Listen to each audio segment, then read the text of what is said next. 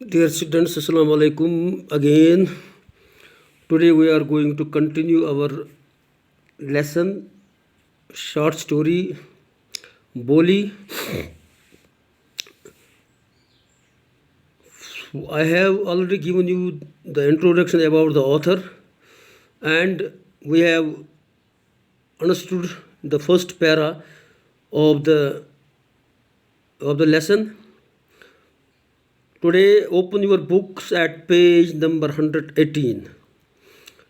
But Ramlal was worried about बोली. रामलाल बोली से मुतलिक बहुत परेशान था. She had neither good looks nor intelligence. क्योंकि बोली की शक्ल सूरत भी अच्छी नहीं थी और वो ज़हीन भी नहीं थी. बोली was 7 years old when Mangla was married. जब मंगला की शादी हो गई उस वक़्त बोली की उम्र 7 साल की थी.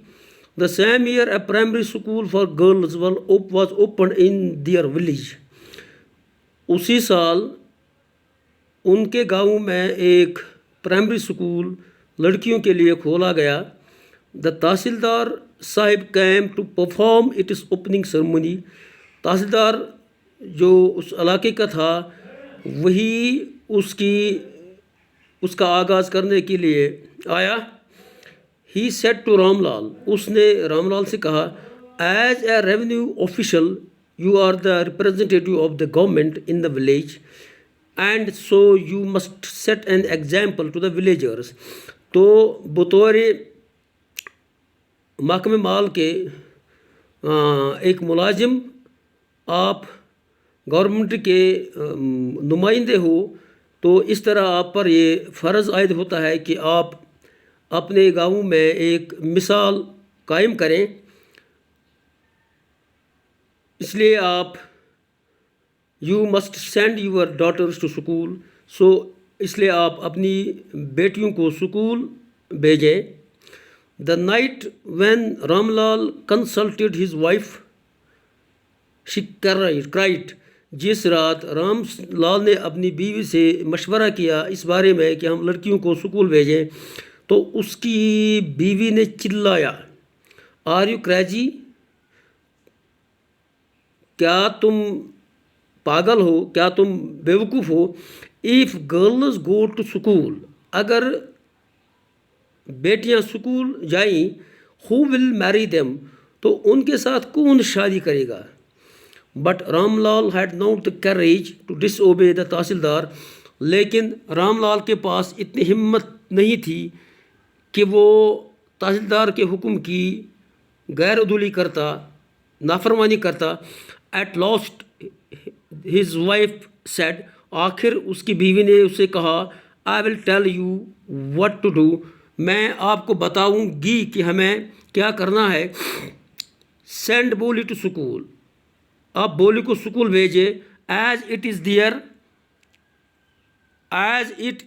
Is little chance of her getting married, फिर उसकी शादी का कुछ मौका बन सकता है. With her ugly face and lack of sense, क्योंकि उसकी शक्ल सूरत अच्छी नहीं है और उसके जो होश हैं वो ठीक नहीं है. Let the teachers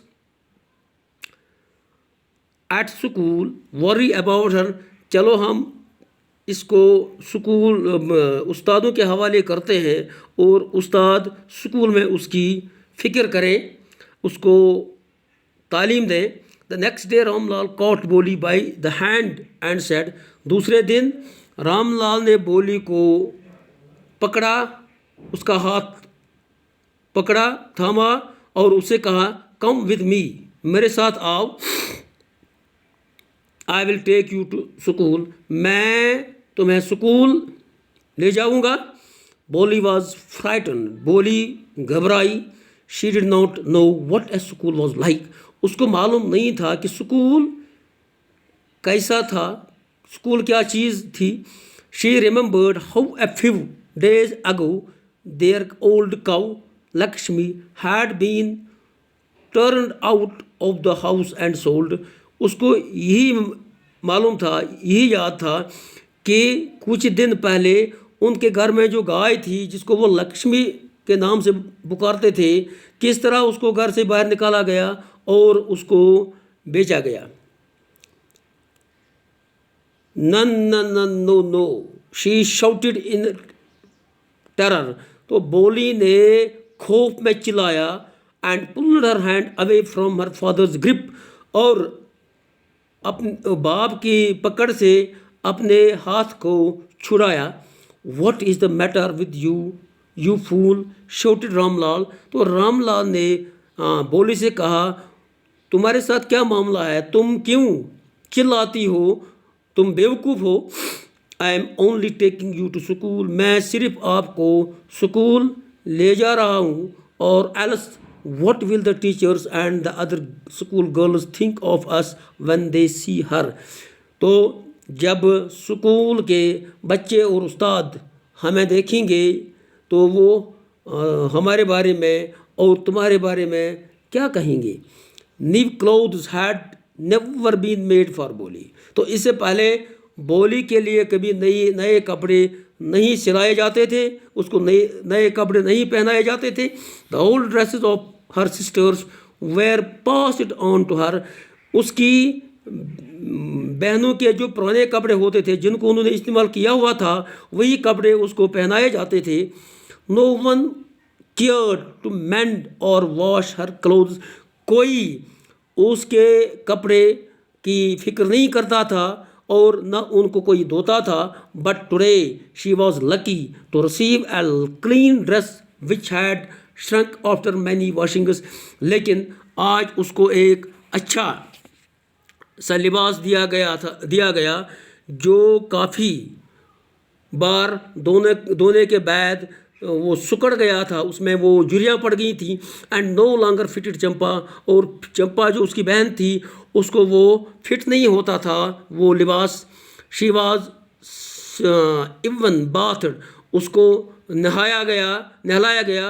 and oil was rubbed into her dry and matted hair, और उसके जो बाल थे, जो खुश्क बाल थे और जो मैटेड हेयर थे, मैटेड मीन्स स्पेशली ये बालों से मुतल्लिक है, हेयर और वुड और fur, tangled into a thick mass, only then she begin to take better then her home, तो जब उसको कपड़े पहनाए गए, उसके बालों को तेल दिया गया, आप उसमें वो फ़र्क आ गई, जैसे वो घर में होती थी अब वो स्कूल के लिए उसकी तैयारी कर ली गई, अब उसकी शक्ल सूरत में चेंज आ गई, तब्दीली आ गई। When they reached the school, जब वो स्कूल पहुंच गए वो और उसका बाप, the children were already in their classrooms, बच्चे जो थे वो पहले ही अपने क्लासरूम्स, अपने कमरों में, जमात के कमरों में बैठे हुए थे। Ramlal handed over his daughter to headmistress, तो रामलाल ने अपनी बेटी हेड मिस्ट्रेस के हवाले कर दी। Left alone the poor girl looked about her with fear laden eyes, तो जो ये बोली जो थी वो अकेली कमरे में थी, तो वो बहुत परेशान हो गई और उसकी आंखों में बहुत डर था, वो डर के मारे वहाँ बैठ गई। देयर वेर सिवरल रूम्स, तो उस स्कूल में, उस बिल्डिंग में बहुत सारे कमरे थे। And in each room girls like her scattered on mats, तो हर कमरे में उसकी तरह लड़कियां जो थी वो अपनी एड़ियों पर बैठी हुई थी, अपनी जगह बैठी हुई थी। रीडिंग फ्रॉम बुक्स और राइटिंग ऑन स्लेट्स, वो क्या कर रही थी, या किताबें पढ़ रही थी या स्लेट्स पर लिख रही थी। The headmistress asked Boli to sit down in a corner in one of the classrooms, तो हेड मिस्ट्रेस ने बोली से कहा कि तुम एक कमरे में बैठ जाओ, कमरे के एक कोने में। बोली did not know what exactly A school was like, बोली को ये मालूम नहीं था कि स्कूल क्या है, स्कूल क्या होता है, एंड व्हाट हैपेंड देयर, और वहाँ पर क्या करना होता है। But She was glad to find so many girls almost of her own age present there. लेकिन वो बहुत खुश थी क्योंकि उसने वहाँ कमरे में अपनी उम्र की लड़कियों को देखा. She hoped that one of these girls might become her friend. तो उसको उम्मीद थी कि इन लड़कियों में कोई मेरी दोस्त, मेरी सहेली बन सकती है. तो डियर स्टूडेंट्स, आज यहाँ हम अपना ये लेसन यहाँ पर ख़त्म करते हैं. इंशाअल्लाह आगे हम दूसरी बार इसे शुरू करेंगे. Thank you.